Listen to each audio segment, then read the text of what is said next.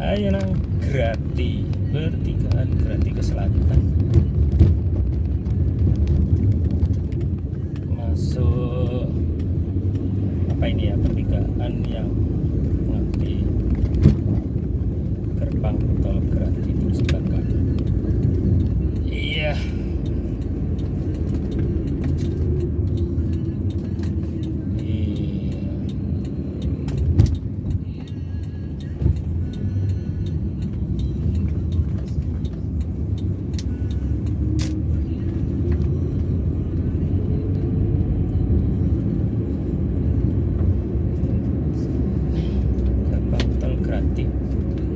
Kita siapkan apa ini, getolnya ya, nanti dah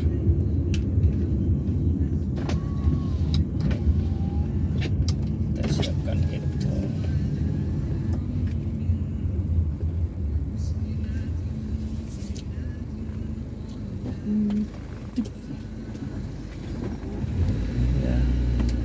Tolnya masih ada saldo berapa ratus ribu, saya kira cukup ya. Nanti tujuan akhir kita akan di Singosari, Getol Singosari ya. Kami memang sedang menuju Kota Batu. Tadi dari Probolinggo kita melalui jalur Probolinggo kota ke barat, perbatasan itu Ketapang ya, kemudian lanjut sampai di Grati, kita masuk di pintu tol Grati ya. Oke, kita ikuti perjalanan dari Probolinggo menuju Kota Batu melalui tol di sore hari setelah maghrib ya. Ini jam 4 lebih sedikit. Situasinya adalah seperti ini. Ini adalah tol Grati menuju Pasuruan, nanti akan menuju ke Batu gitu ya. Oke, depan saya ada truk, kita geser ke kanan, geser ke kanan, geser ke kanan. Wow, ini ada apa ini? Ada perbaikan.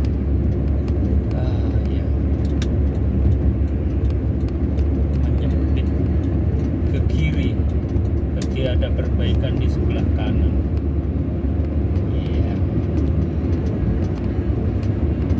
Belakang saya ada mobil puluhan truk ini nyalip lah. Iya, saya sudah kecepatan 80, terakhir 100.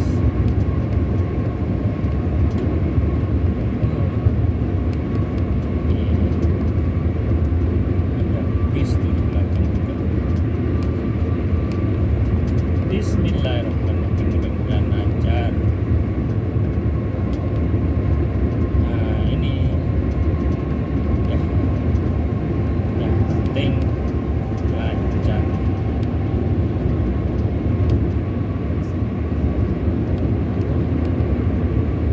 Semoga lancar ya.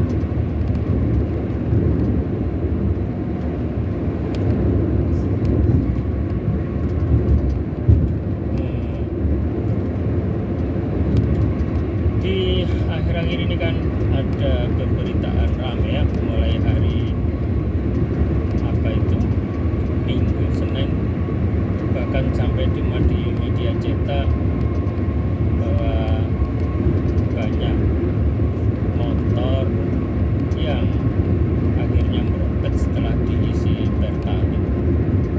Itu kenapa juga masih jadi bahan pertanyaan. Bahkan ada ahli yang menyatakan belum tentu hanya karena bahan bakarnya, tetapi juga bisa dipengaruhi oleh kompresi mesin gitu ya, setelan mesin.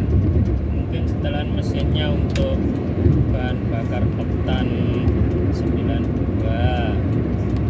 kemudian diisi oleh oktan 90. Pertalite itu kan oktannya 90, kalau Pertamax itu 92.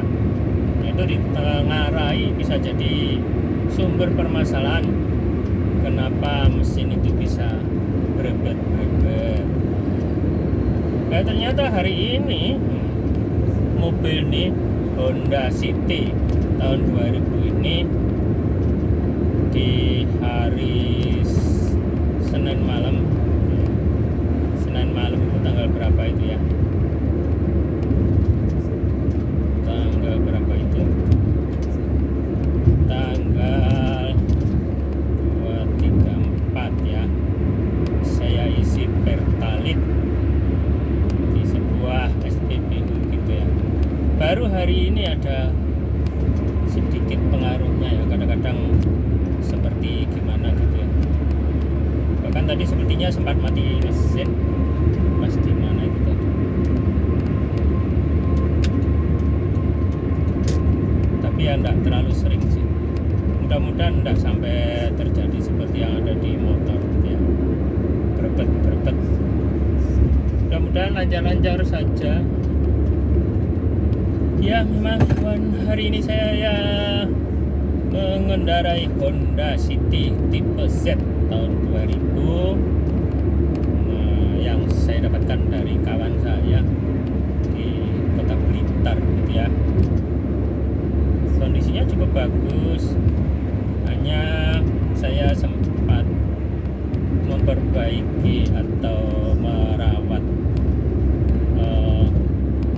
radiatornya ya. Jadi dibersihkan, tutupnya dibuka, dibersihkan gitu ya, menghilangkan air coklat itu. Nah, sudah lancar, dipasang kembali dan memang terasa sekali suhunya, terutama kalau di perjalanan yang berkecepatan cukup seperti ini ya. Sekarang ini kecepatannya di 80 km per jam gitu, karena memang di tol ya. Maka suhunya itu untuk terdeteksi di bawah ya, di bawah sekali, hanya naik 1-2 strip gitu. Walaupun kalau pas lagi antri atau jalan rayanya padat itu jalannya nggak bisa, kecepatannya nggak bisa bagus, maka temperaturnya ya terindikasi akan naik ya, sekitaran 45. Tapi nanti jalan lancar lagi ya, turun lagi. Ya saat ini cuacanya sempat gerimis gitu ya, sempat gerimis ya. Kita jalan lagi ya.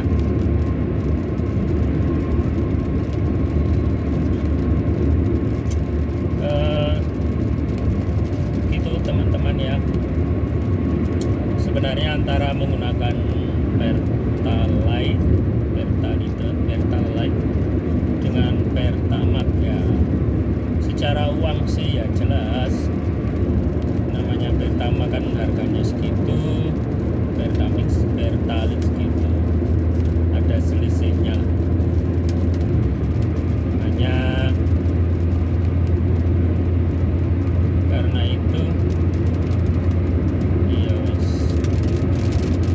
ada mobil maunya ini, saya nonton bisa mikir.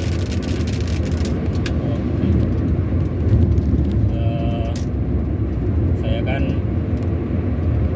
menggunakan fasilitas subsidi, menggunakan QR code itu.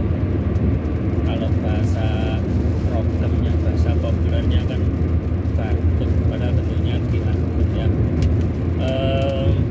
Ya lumayan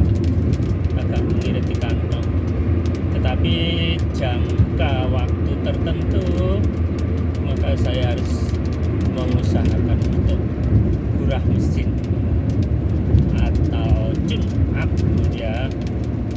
Jadi harus di tune up dalam beberapa waktu tertentu, mungkin dalam 2 kali ganti oil berapa, kalau kilometer mungkin ya sekitar berapa puluh ribu ya, 20.000 lah, atau pemakaian berapa ya, 6 bulan gitu, paling lama setahun lah harus dicun. Nah, untuk pertama itu menghilangkan kerak yang ada di permukaan piston. Biasanya ada keraknya, bahkan ada pengalaman teman itu yang semacam ada lendirnya gitu ya. Yang kedua tentu tune up itu berarti kan kalau kerak itu dihilangi, mengembalikan lagi ukuran ruang bakar gitu ya, cc-nya gitu ya, seperti mendekati semula. Kalau sama semula persis tidak bisa seperti semula, karena terus terang saja untuk pembersihan kerak itu kan tidak bisa 100%, karena kita hanya mengandalkan gitu ya, mengandalkan daya lebur dari cairan itu apa namanya, cairan itu yang dimasukkan ke ruang bakar melalui lubang busi gitu ya, dari lubang busi. Dia hanya mengandalkan itu daya lebur atau daya hancur dari cairan kimia, apa ya namanya itu ya,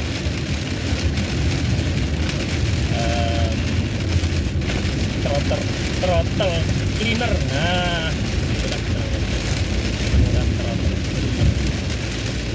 Pokoknya cairan untuk ya, saya mengandalkan saudara. Ini hujan deras ya. Nah, ini lagi ya, perbaikan baca dengan hujan seperti ini ya, antara selatan dan apa itu kondisi jalan yang basah, bahkan berair. Disarankan untuk mengurangi kecepatan ya saat hujan seperti ini. Ini deras ini sudah masuk pasukan ya.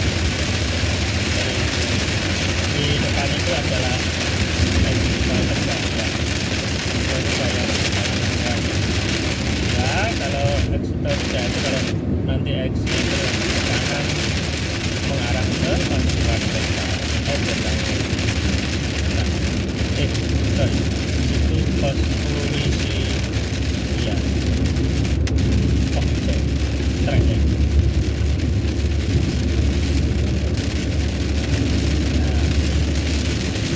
Hujannya lumayan agak ya. Saya kembali lagi ke tune up itu. Selain membersihkan ruang bakar, tune up dan tune up itu dibarengi dengan apa istilahnya, pembersihan lain ya, pemeriksaan busi, koil, pembersihan busi, pemeriksaan koil apakah ada yang bocor atau tidak gitu ya, pembersihan saringan udara, pembersihan injektor kalau pakai injeksi ya, atau karburator kalau pakai karbu, kemudian apalagi ya, dan pemeriksaan yang lain terutama kalau mesin mobil itu sudah dikontrol menggunakan ECU, maka tentu akan melakukan pemeriksaan ulang ECU ya. ECU nya diperiksa ulang, mungkin juga akan membutuhkan di remap gitu ya, di mapping ulang gitu ya. Nah, itu untuk menyesuaikan kondisi setelah di ya. Nah, itulah secara teori ya. Terus ganti oli lah, ganti oli, kemudian kalau sudah waktunya gitu ya, dan ganti oli jelas selalu ganti filter olinya juga gitu ya. Filter oli itu juga selalu diganti untuk menjamin gitu ya, untuk menjamin motor oli gitu ya, yang akan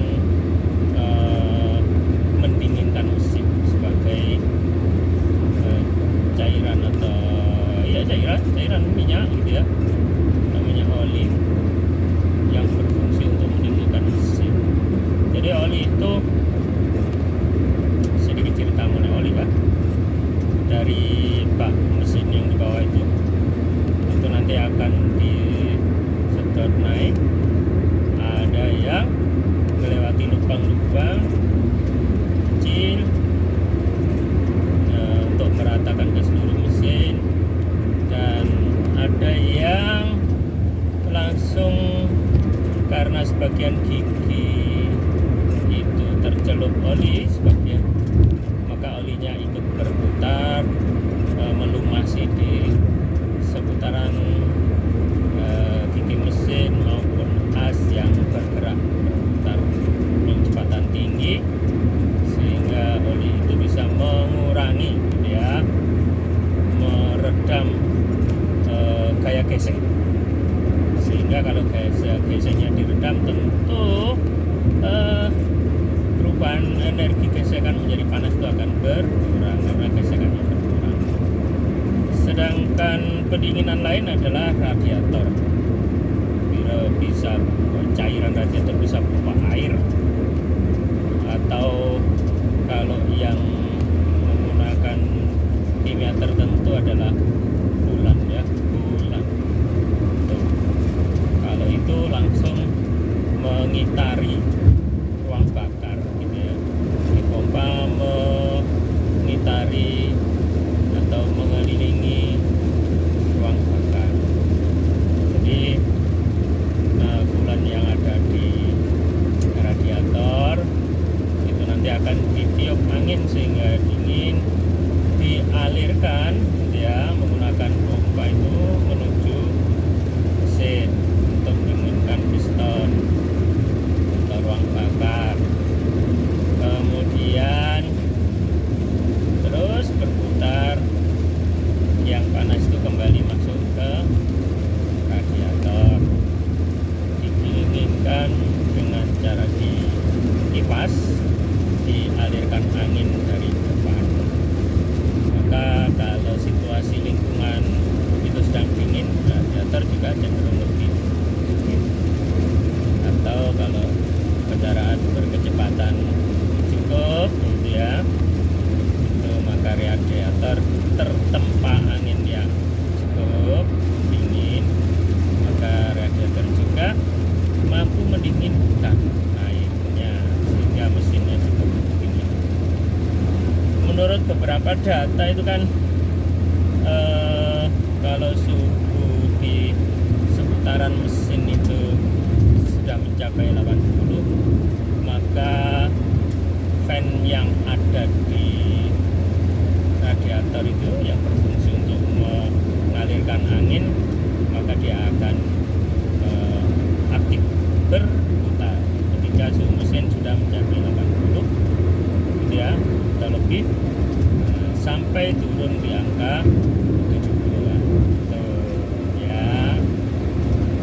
Tapi itu kan tergantung kondisi mesin-mesin ini ya. Gitu. Ya, kita jalan terus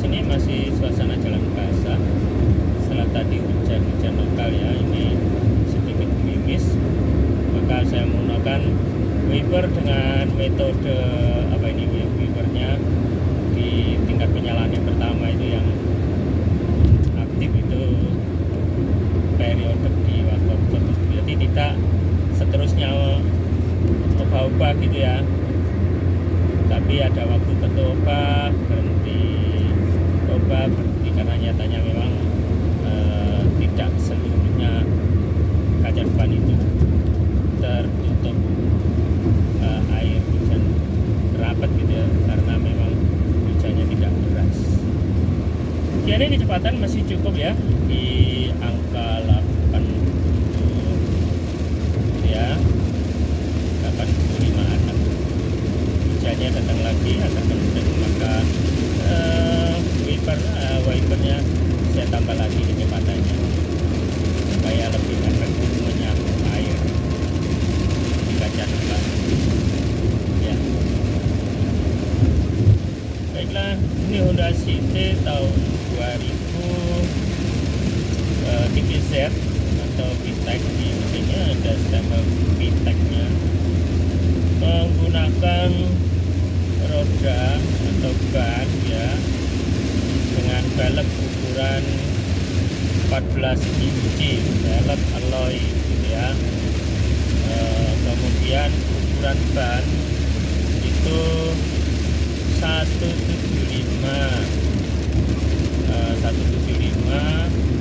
65, profilnya 65 ya, jadi ukurannya 14 inci itu kawan. Jadi bannya tidak terlalu lebar karena hanya 175 mili ya.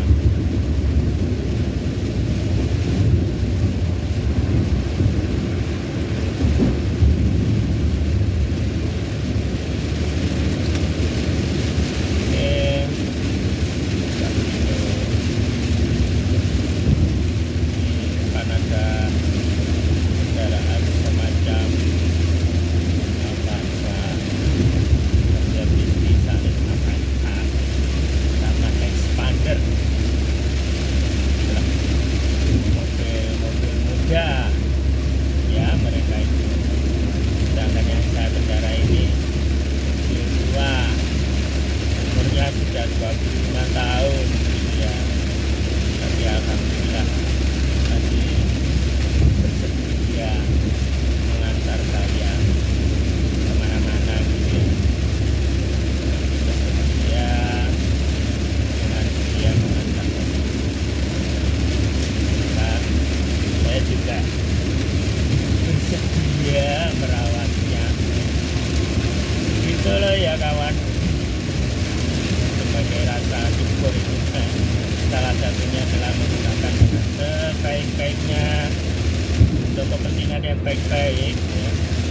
Salah duanya ya merawat. Jadi kalau pas ya capek ya gimana caranya merawatnya. Inilah kenapa ini ya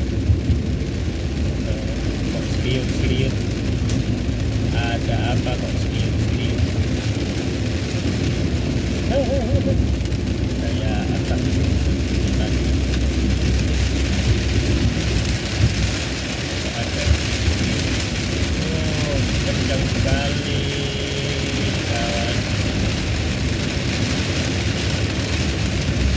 Ayo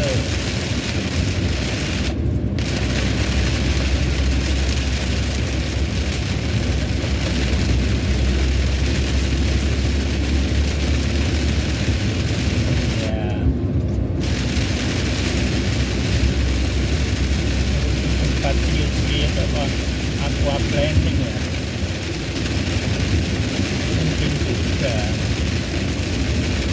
memang kalau waktu hujan itu salah satu kondisi yang harus dipertimbangkan adalah jalanan menjadi licin yang pertama, yang kedua adalah genangan air yang bisa menyebabkan aqua planning ya, artinya ban itu bisa terangkat sehingga traksinya menjadi kecil atau apa istilahnya kayak lekatnya menjadi kecil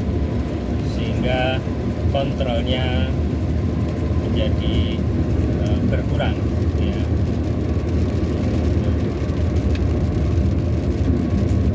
Itu yang perlu diperhatikan gitu ya ketika berjalan.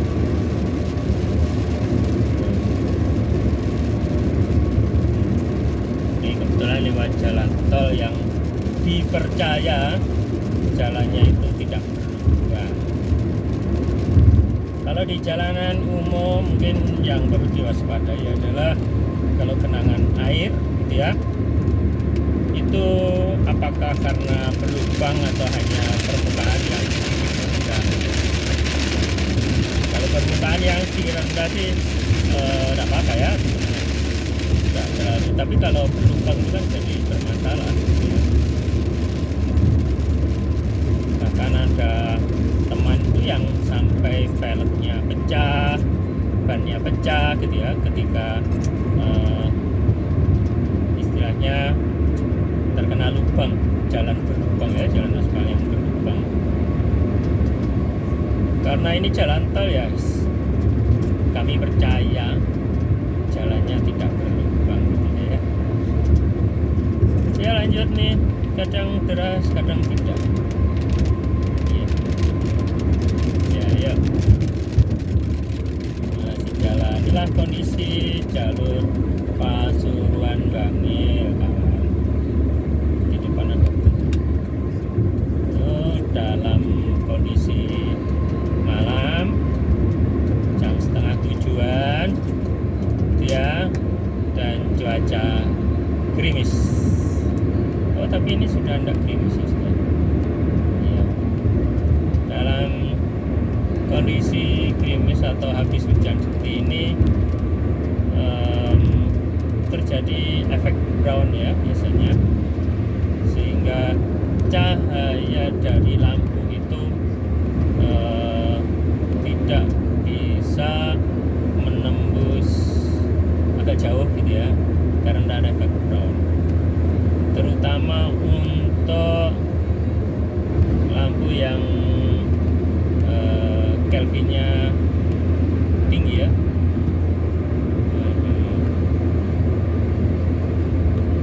Atau biru, putih kebiruan itu ya. Itu tidak bisa menembus kabut atau mengalami efek brown yang cukup parah kali itu ya.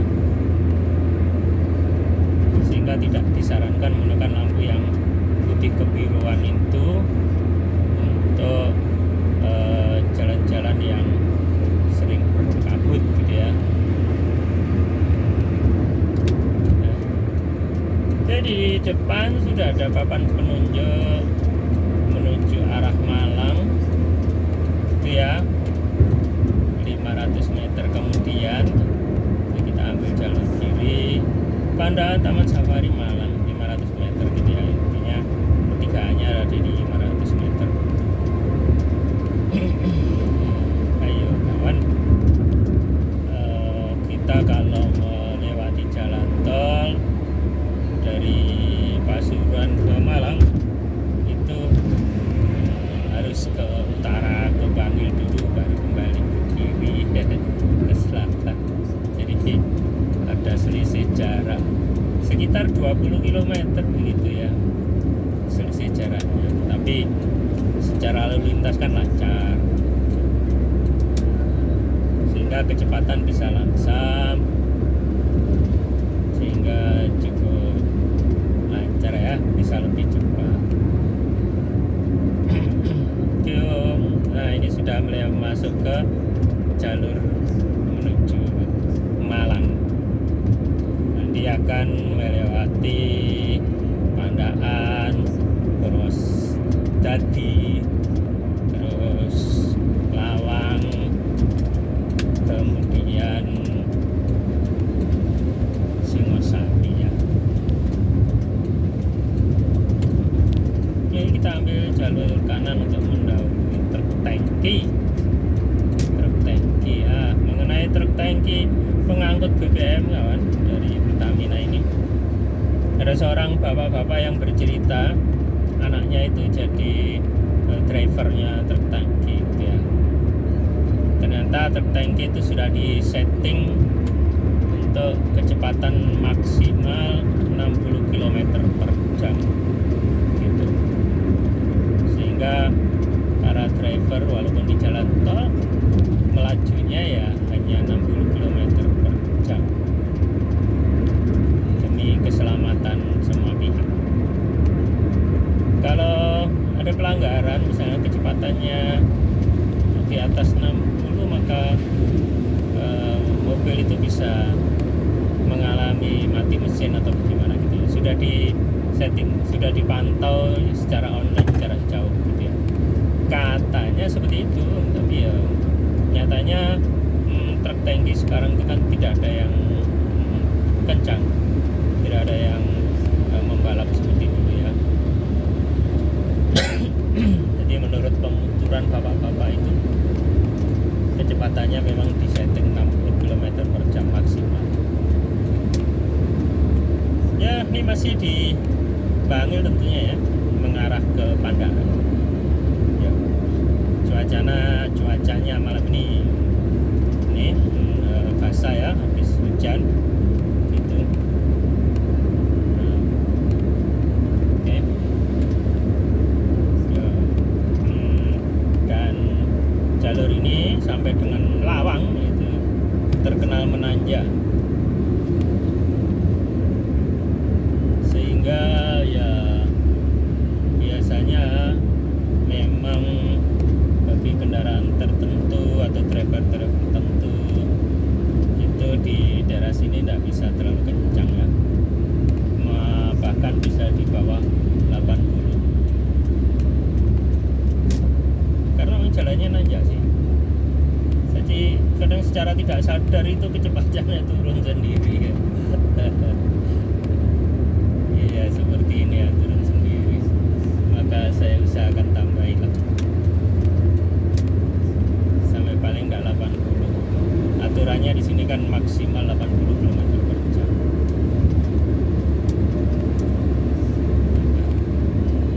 Di jalur sampai Malang itu 80 km per jam. Maaf, saya harus batuk-batuk. Oke, yuk. Ini menuju Pandaan ya. Ini kalau siang akan kelihatan tebing-tebingnya di kiri kanan ya, yang sedang diperbaiki juga.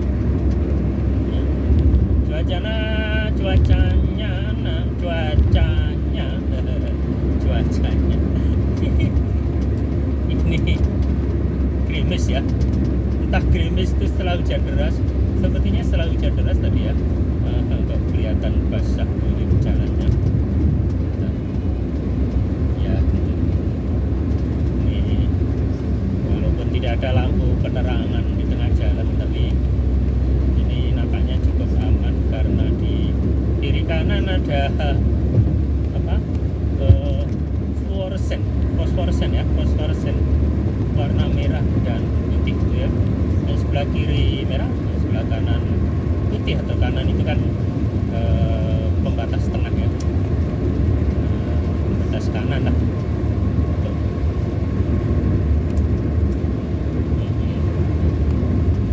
Ya. Oke, ini pakai gigi 4 loh. Kadang-kadang terasa betul karena tanjakan ya, jadi tidak terasa itu mengurangi sendiri kecepatannya. Oke.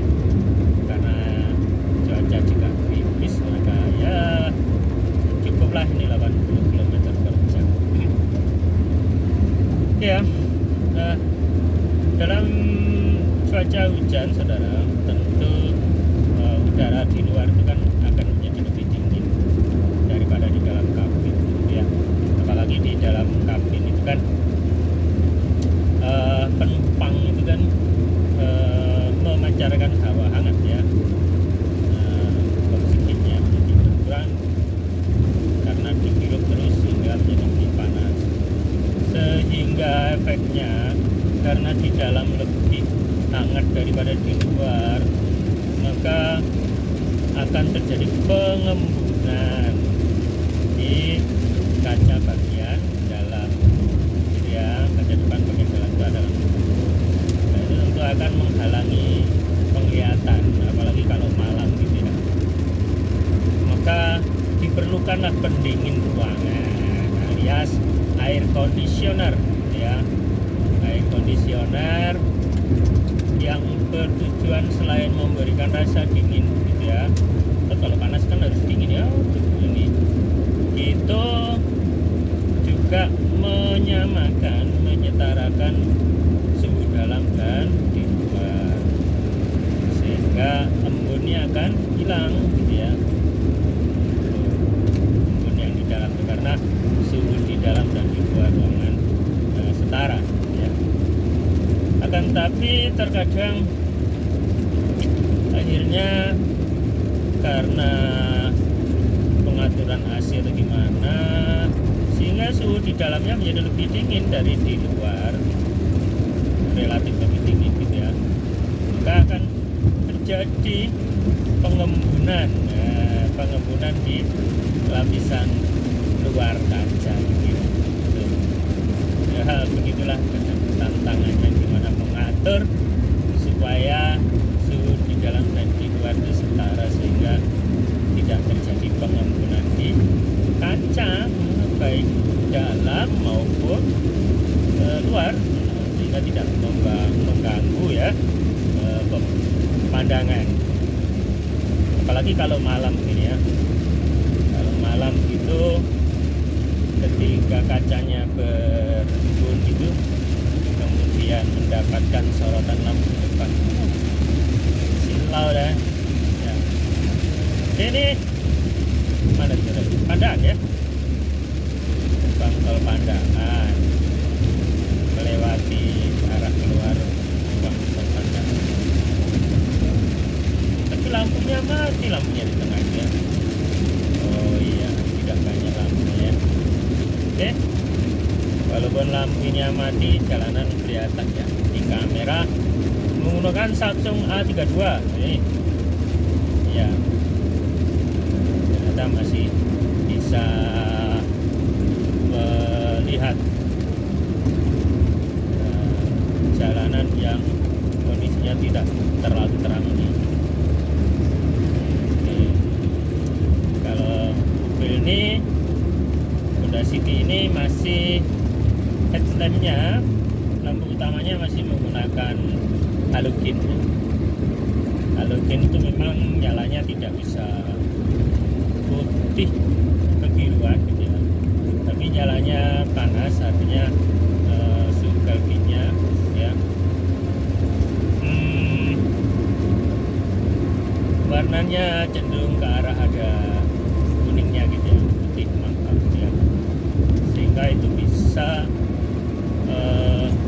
menembus efek drop, ya.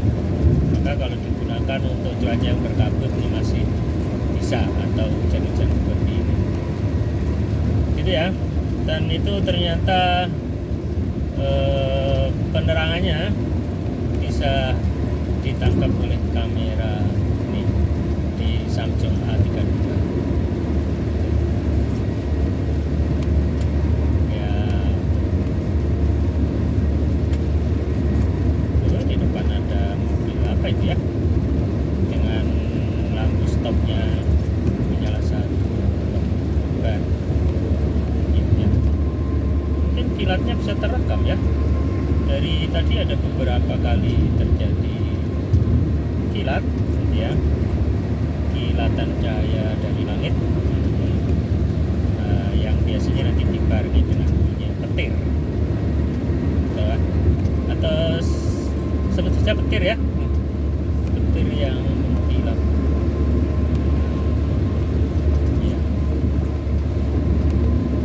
Ya, kecepatan masih di seputaran 80 km per jam,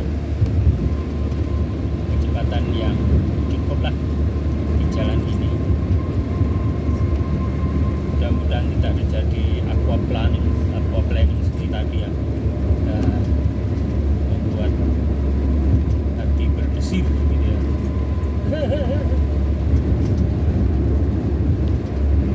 jalanan masih menanjak dari Purwodadi ya, mungkin mengarah ke Purwodadi ya. Kalau Purwodadi mungkin saudara cukup kenal dengan Purwodadi karena kebun raya ya. Bercerita tentang kebun raya Purwodadi, kawan beberapa kali berkunjung ke sana ya. Cuacanya bisa sejuk ketika di bawah pohon-pohon rindang itu, dan karena banyak pohon rindang gitu ya, menjadi daerah tangkapan air sehingga daerahnya cenderung basah gitu ya, lembab. Nah, suatu hari gitu ya, teman-teman komunitas punya acara di Kebun Raya Purwodadi. Nah, di timur selatan memang ada gazebo juga di sana, semacam pendopo ada di sana ya. Kayaknya kami berkomunitas ngumpul di sana hari itu agak sore, jam 1 lebih gitu ya. Ternyata waktunya binatang atau kera yang jelas ya, yang sepertinya mulai lapar dan mencari makanan, sehingga kami waktu itu cukup khawatir atas serangan dari kera itu ya, dengan terpaksa membubarkan diri dari sana. Karena ketika kita coba beri makan yang satu, yang lainnya minta seperti diserbu gitu. Bahkan ketika kami halau malah datang lagi yang lainnya. Akhirnya kami ada petugas yang memperingatkan ya, jangan diganggu, jangan dilau gitu ya. Kalau ada makanan kasih makan, kalau tidak ada ya sudah, diakhiri kegiatannya di sini gitu ya. Begitulah waktu itu. Nah, jadi itu termasuk wilayah konservasi ya. Jadi di samping pepohonan ya, fauna lainnya, floranya juga ada di sana. Burung-burung, banyak jenis burung, spesies burung ya, dan juga jenis atau spesies kera juga gitu. Mengenai kebun raya itu ya, sudah lama tidak ke sana, mungkin kita akan lagi ke sana lagi. Rekomendasi untuk tempat rekreasi saudara, ini untuk rekomendasi ya, rekomendasi untuk tempat rekreasi, menenangkan diri, menghibur diri di alam raya.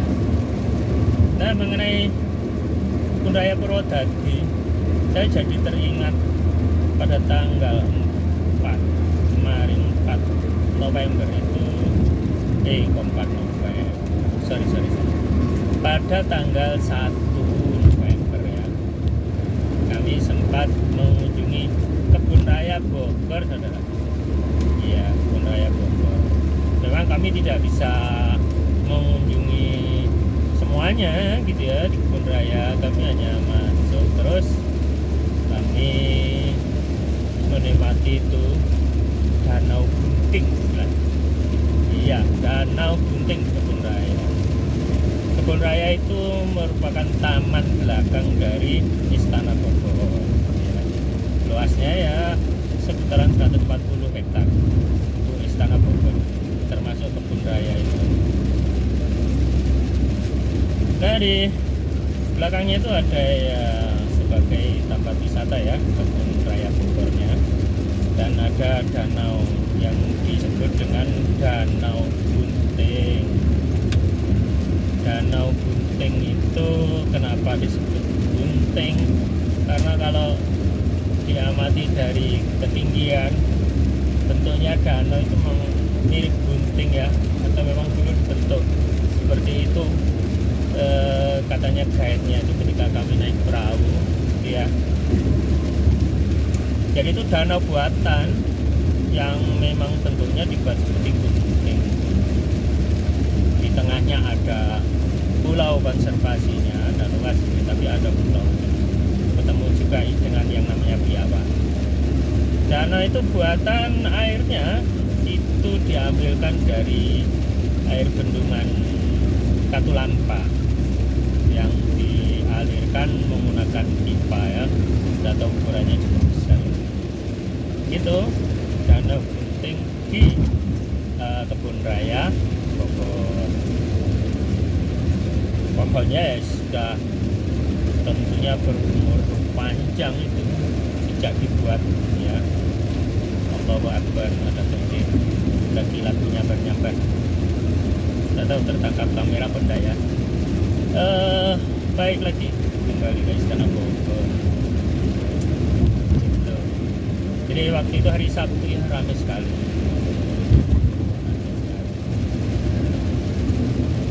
Itulah Kebun Raya sebagai wisata alam peninggalan dari siapa ya?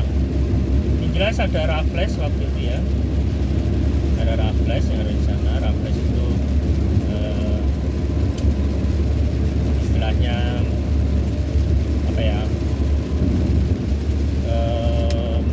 Dari Inggris ya, ilmuwan ya, yang menemukan bunga bangkai yang akhirnya disebut sebagai bunga Rafflesia.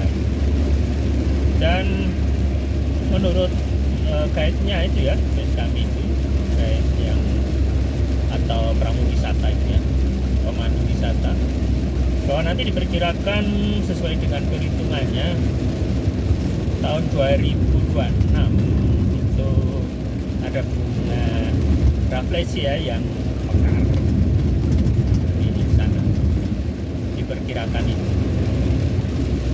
itu akan terdeteksi gitu ya kalau ada bunga itu sudah mekar dari aromanya gitu ya.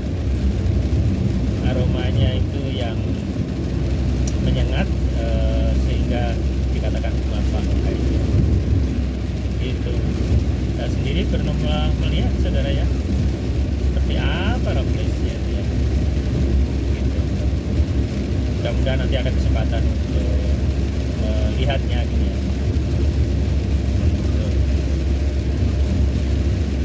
Ya lumayan ya, naik perahu di atas danau mengitari pulau konservasi, pelan sekali ya, sambil mendapatkan pencerahan atau literasi lah dari yang pemandu atau pemandunya itu sekaligus sebagai pengoperasi perahu itu. Menyenangkan sekali. Dan tentu banyak cerita-cerita lain ya, bahkan ada mitos-mitosnya gitu ya. Ya Allah.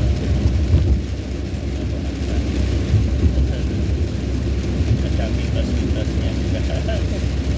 Itulah Kebun Raya ya. Ketika mau masuk Kebun Raya ada yang jualan buah, kabarnya itu buah dan diambil dari Kebun Raya itu ya. Ada namanya bisbul atau kalau orang Jawa nyebutnya buah merdeka gitu ya. Kalau saya sih sudah sering ya menikmati itu dari kecil. Buah itu bentuknya sebenarnya seperti apel, tetapi berbulu, warnanya hijau kalau masih muda, kemudian kalau tua menjadi coklat, dan kalau matang menjadi merah atau merah muda atau keunguan ya. Itu berbulu sehingga harus dibersihkan bulunya dulu ya, tapi satu ini entah dicuci apa, kemudian nanti harus dikuliti. Ketika dikuliti itulah baunya atau aromanya ya, kok bau, aromanya itu wangi sekali gitu. Itulah bisu. Dan memang kalau sudah masak betul itu manis rasanya, keset, buahnya tidak berair. Tapi kalau tingkat kematangannya belum bagus gitu ya, itu rasanya masih ada sepat-sepatnya gitu ya. Itu gitu. Kemudian di samping itu ada yang jualan kemarin itu matoa ya, tapi saya lihat matoanya masih ini ya, matoa. Terus apa lagi kemarin ya, ada buah lain lagi yang apa, delima ya. Mohon maaf.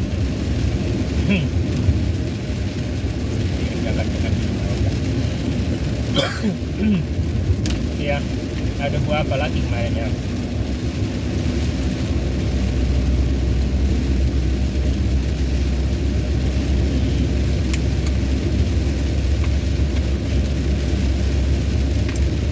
Dan memang buah matoa, buah bisbu itu ternyata jarang yang tahu. Dari rombongan kami kemarin, bisbu itu yang tahu hanya saya. Kalau matoa ada yang tahu. Cerita matoa ya, pernah kami punya tanaman matoa ya di Kediri, hanya satu pohon. Tidak tahu sekarang tanamannya di mana, Tepang. Tanaman matoa ini juga ditanam di pelataran utaranya Candi Singosari. Ketika kami ke Candi Singosari itu menemukan juga buah matoa gitu ya, pohon matoa yang sedang berbuah ya, walaupun jarang-jarang gitu ya. Itu matoa. Matoa itu buahnya manis sekali, manis, tapi tidak berair. Kalau kelengkeng kan kadang masih ada berair sedikit. Kalau matoa tidak gitu ya, ya rasanya manis hampir sama gitu ya. Apakah tergantung jenis matoanya atau semua matoa begitu ya, kurang tahu juga. Dari Kebun Raya, Purwodadi, Kebun Raya Bogor sampai buah matoa gitu ya. Oh iya, waktu kami ke Kebun Raya itu kami cari parkiran kan susah ya. Akhirnya kami parkir di Museum Tanah. Apa itu Museum Tanah ya? Kurang tahu juga, nanti mungkin ada kesempatan lain yang bisa mengantarkan kami ke Museum Tanah. Tuh kan, sedikit dari Bogor. Boleh melebar cerita lagi ya. Jadi ketika ke Bogor, kami itu kan menginap di Big Land Hotel Sentul ya. Nah, ternyata di dekat situ ada kuliner yang sangat terkenal itu ya, viral gitu ya, adalah sop janda. Akhirnya karena kami penasaran, maka pada saat kepulangan kami menyempatkan diri untuk menikmati sop janda. Apa sih gitu ya, sop janda enak sih gitu ya. Jadi ada semacam, kalau di mungkin teman-teman itu ingat dengan yang namanya sop iga gitu ya, atau sop buntut gitu ya. Nah, sop janda itu ada mirip seperti itu, tapi yang dimasak sepertinya tulang belakang ya, tulang belakang. Nah, di situ juga ada tambahan ya, menu tambahan itu adalah sate. Bisa sate sapi maupun sate kambing, bisa sate marangi gitu ya. Ada yang mengatakan itu. Sate marangi kan sate sapi ya. Gitu. Enak memang dan recommended lah.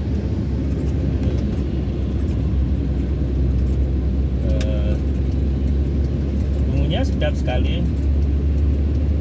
Cenderung pedas ya, karena ada lombok cabai yang disertakan tapi utuh ya, sehingga kalau tidak suka pedas ya tidak perlu nyeplus cabainya itu. Iya, nyeplus cabainya itu, tapi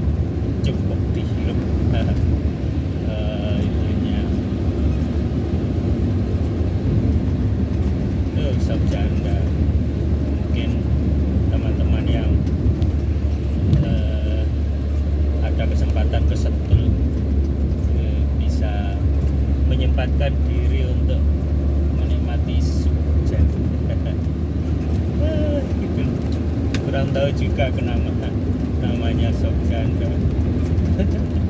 Mungkin nanti teman-teman ada yang cerita ya, bisa menceritakan itu asal muasal nama sop janda. Oke kawan ya, kita lanjut nih, sudah mendekati Lawang ini.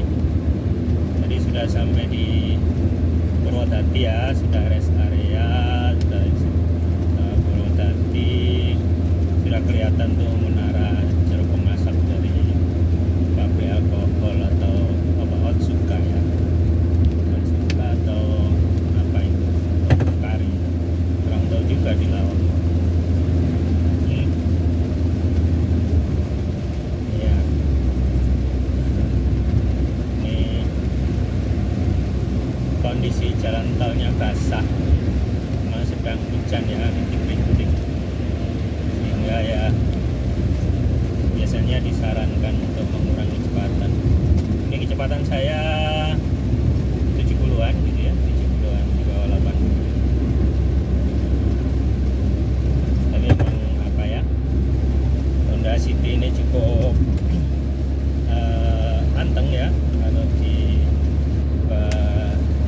jalan tol dia dengan kecepatan ya 80 sampai 100 itu cukup anteng ya. Itu Honda City. Alhamdulillah. Nah ini ada faktor berbet-berbetnya ini, apakah ini menjadi lebih boros sepertinya ya. Nah mudah-mudahan masih cukuplah sampai rumah ya.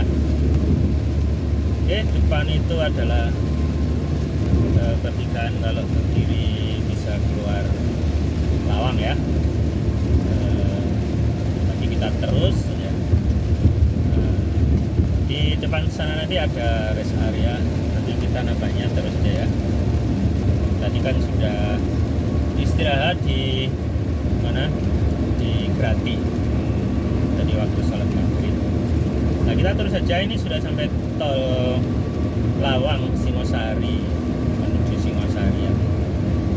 Nah, di beberapa kilo di depan itu adalah rest area. Di kilometer berapa itu? 80 kilometer berapa lagi ya? KM 80 ini kalau diukur dari Surabaya ya. Ini tiba-tiba mesinnya seperti gandoli sendiri, tapi hanya beberapa saat, tidak sampai 1 detik. Di jalanan masih menanjak, biasanya satu tantangan tersendiri bagi beberapa mobil gitu ya. Biasanya enggak terasa sih kalau kecepatan mobilnya tiba-tiba menurun gitu kan. Menurun, nah, seperti mobil depan, mobil bagus kita lihat, nah itu.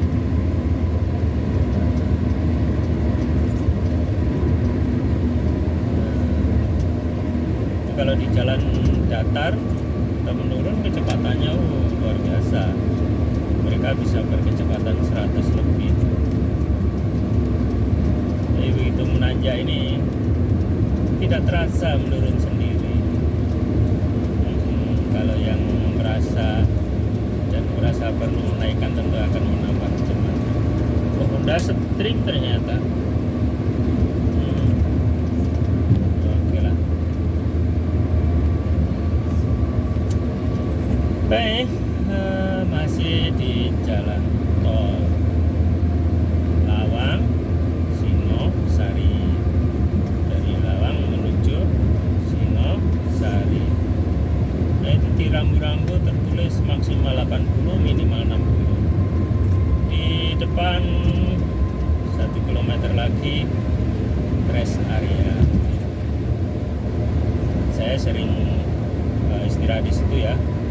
Tapi malam ini nampaknya kita langsung saja, tidak perlu berhenti gitu ya. Iya, kita langsung aja ya, karena tadi bukan sudah istirahat ya. Jalanan jalanan masih basah karena cuaca masih hujan rintik-rintik nih. Kalau tidak boleh dibilang gerimis, hujan rintik-rintik karena ini tidak berpapasan langsung dengan mobil lain, sehingga ya tidak terlalu mengganggu ya rintik-rintik ini. Ya langsung ya, ntar lagi masuk ke ini kok, exit tol Singosari. Di rest area ini yang sektor ini A atau B ini pokoknya sektor tidak ada yang jualan BBM ya. Kalau yang sebelah kanan sana seberangnya jualan BBM dan Malang Student. Nah, di sini tidak ada. Mungkin karena mengarah ke Malang itu ya, tidak dijualan Malang Student. Kan katanya belum ke Malang kalau belum beli Malang Student. Ya sedikit promo, tidak belok gue belok. Ya. Ini tinggal beberapa menit lagi akan menuju exit tol Singosari.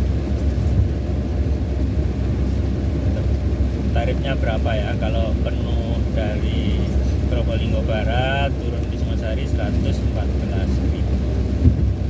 Tapi kalau ini tadi karena masuknya itu dari Grati tidak sampai 100, paling 88. Kita lihat saja ya. Memang dari 2021 kan mengalami beberapa kenaikan gitu ya, beberapa kenaikan sehingga sempat gimana gitu ya.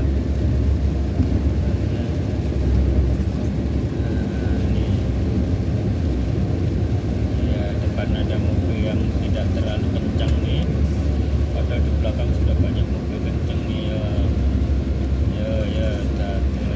Satu lagi saya nyalip nih. Nah, kadang memang mobil itu tidak kencang karena mobilnya tidak ber-AC gitu ya, sehingga kacanya berkabut. Iya, itu kacanya dibuka. Jadi sudah kelihatan rambunya menuju exit tol Singosari ya, kurang 1 kilometer lagi exit tol Singosari.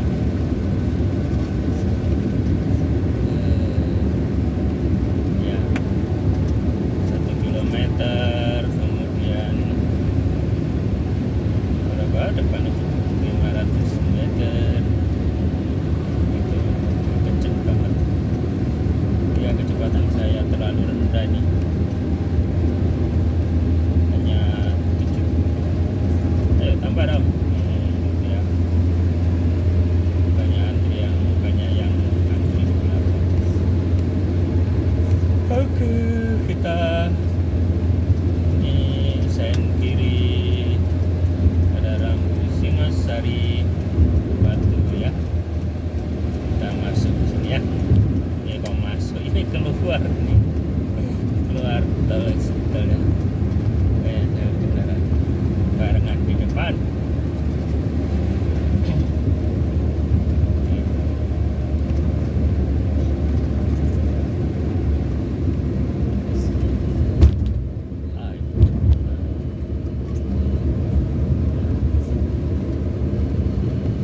Ya masih menggunakan mengendarai menggunakan ya Honda City tipe Z tahun 2000 ya, 1500 cc.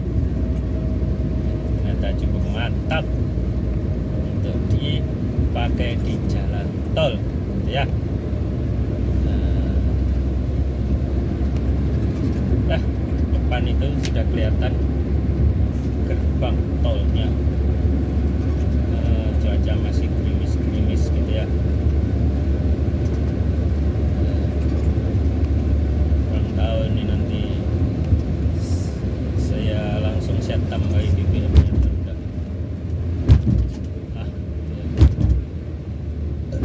Kita masuk bukit yang udah yang kanan. Ada yang kosong, ada yang masuk. Ini kok semua tertarik ke sini ya? Kayak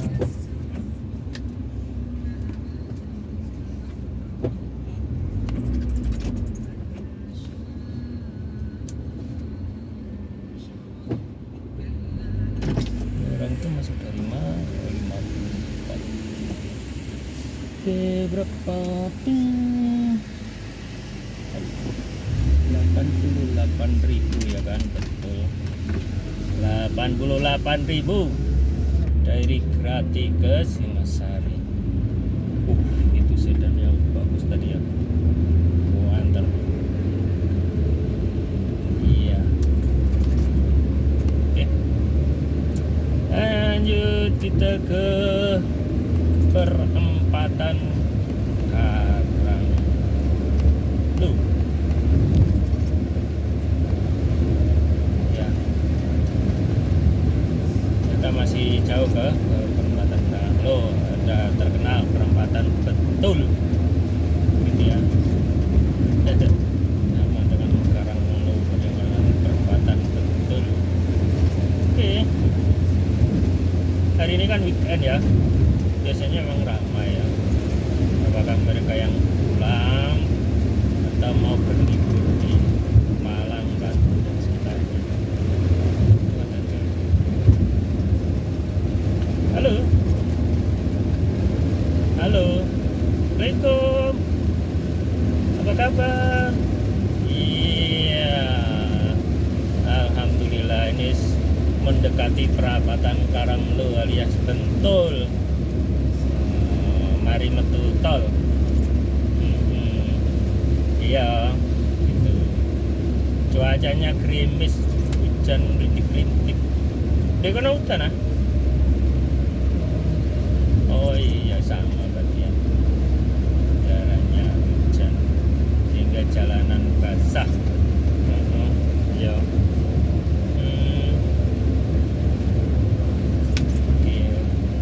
Rotok rame, paling banyak yang sedang liburan ya.